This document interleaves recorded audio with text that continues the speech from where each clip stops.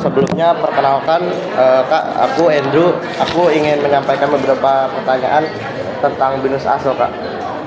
Eh, Kira-kira berapa peminat, Kak, untuk eh, jurusan yang Automotive Robotics Engineering, Kak?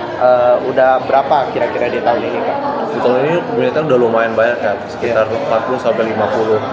Itu udah termasuk banyak karena kita di sini itu menerima hanya 150 mahasiswa per angkatan. Itu 150 bukan satu jurusan tapi dari 3 jurusan. Kira-kira yang bakal diajarin di Automotive Robotics Engineering itu apa, Kak? Kalau di otomotif robotics nanti bakal belajar tentang programming, belajar IT, terus ada teknik mesin sama ada teknik elektronya. Gitu. Jadi ngegabungin, kamu bakal belajar software, terus ada belajar hardware juga dari teknik mesin dan elektro. Nanti dua keilmuan itu, software dan hardware akan digabungkan. Jadi kamu bisa bikin robot atau misalnya bikin automation system. Misalnya ini, Kak, udah semester akhir, Kak, itu misalnya ada nggak jurusan yang bisa kita pilih? Misalnya mau fokus ke jurusan apa gitu, misalnya ada nggak, Kak? Kalau misalnya untuk lebih fokusnya kita di semester 5, kalau di otomotif robotics nanti bakal ada penjurusan lagi. Nah, penjurusan itu ada robotics dan juga otomotif. Kalau misalnya robotics nanti kamu akan belajar tentang industrial arm. Jadi akan belajar tentang robot arm. Kalau otomotif akan fokus belajar ke autonomous vehicle. Kemudian ada nggak sih, Kak, fasilitas khusus gitu, Kak, buat yang ikut jurusan ini, Kak? Sebenarnya kalau untuk fasilitas khusus kita lumayan banyak ya, karena kita di situ ada lab. Labnya itu dijaga oleh atau diawasi oleh dosen dari Jepang ya. Nah, itu lab itu bisa dipakai oleh mahasiswa untuk membuat project. Jadi kita di sini itu kita nggak ada skripsi, kita itu ada final project dan tiap semester itu pasti anak ada melakukan project. Nah, itu kan membutuhkan alat-alat kayak misalnya alat potong, alat ngebor misalnya atau mesin bubut. Itu nanti akan disediakan sama kampus. Gitu, itu udah fasilitasnya. Kemudian ada nggak, Kak, nilai rata-rata buat masuk ke BINUS ASO, Kak? Kalau untuk masuk ke BINUS ASO minimal itu kita sama seperti BINUS pada umumnya, kita minimal rata-rata rapot itu 75. Itu beasiswanya penuh apa ada, kalau misalnya nilainya naik lagi itu masih dapat beasiswa lagi apa gimana, Kak? Enggak, kalau di BINUS ASO itu kita cuma ada 2 beasiswa. Kita ada Widya Scholarship, itu syaratnya kamu punya sertifikat lomba 2123 itu masih bisa dapat full gratis 4 tahun.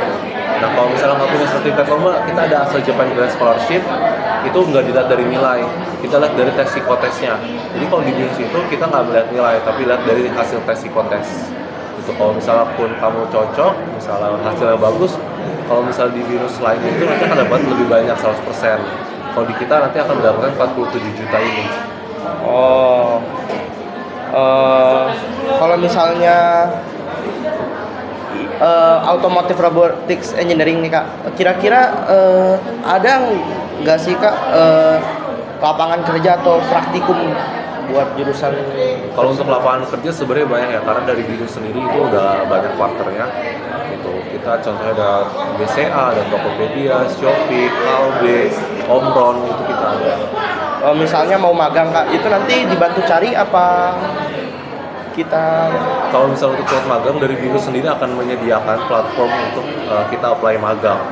Gitu. Nanti akan di situ akan ada list perusahaan-perusahaan apa aja yang kerjasama dengan BINUS. Kita bisa apply lewat situ. Gitu. Kayak modelnya kayak LinkedIn. Kalau misalnya ini, Kak, ini berarti misalnya kita udah daftar, berarti kita di Indonesia dulu apa langsung kita ke Jepang gitu, Kak? Kalau untuk pembelajaran kita di Indonesia, cuma nanti akan ada 1 bulan summer course itu ke Jepang. Itu di semester 6 akhir. Itu yang wajibnya atau yang kita mandatorikan kepada semua mahasiswa. Kalau misalnya pengen lebih, misalnya pengen 1 semester ke sana, itu kita bisa student exchange atau internship ke ASO-nya langsung. Tapi itu ada tesnya lagi atau apa, Kak? Kalau yang 1 bulan itu udah nggak ada tes, jadi udah pasti akan pergi ke Jepang. Terus kalau ada yang internship, student exchange itu pasti ada seleksinya lagi. Gitu. Cuman change-nya pasti lebih tinggi karena kita emang udah ada partnership. kalau misalnya mau lebih kak, itu biayanya misalnya tesnya bagus kak, itu biayanya full dibiayai apa gimana kak? Ini maksudnya itu tesnya tes masuk atau tes seleksi Mbak? Tes seleksinya kak? Tes seleksi untuk dapur student exchange ya? Iya. Kalau itu tergantung dari programnya sendiri. Ada yang emang fully cover, ada yang half, ada yang nggak di cover sama sekali. Jadi itu tergantung dari depends on program. Kalau misalnya tadi kak yang kalau misalnya juara 1 sampai 3 itu maksudnya 4 tahun tadi itu di mana kak? Itu beasiswa, jadi kamu kuliah gratis 4 tahun. Jadi 8 semester gitu kak?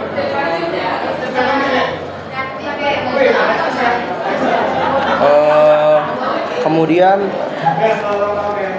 kalau misalnya lokasinya kira-kira di mana kak? Lokasi Binus Aso? Binus Asonya ada di Alam Sutra di Tangerang, di sebelah Mall Living World. Kalau misalnya jam masuknya itu tergantung ya kak? Kalau di Binus Aso kita menerapkan budaya Jepang, jadi masuknya jam 8.30 sampai jam 5 gitu. Cuman nggak tiap hari pasti ada kelas full. Misalnya cuma kelasnya sampai jam 3, jam 12 itu kamu boleh pulang. Oh, tapi kalau misalnya fasilitas lain itu apakah memang disediakan atau kita harus mengeluarkan uang kak buat? Pasti disediakan, contohnya ada lab 3D printer, jadi kalau misalkan bikin project butuh 3D print, itu emang ada fasilitasnya sendiri. Misalnya library sama gym gitu misalnya bayar nggak kak? Kalau library sama gym nggak ada. Nggak ada? Nggak ada.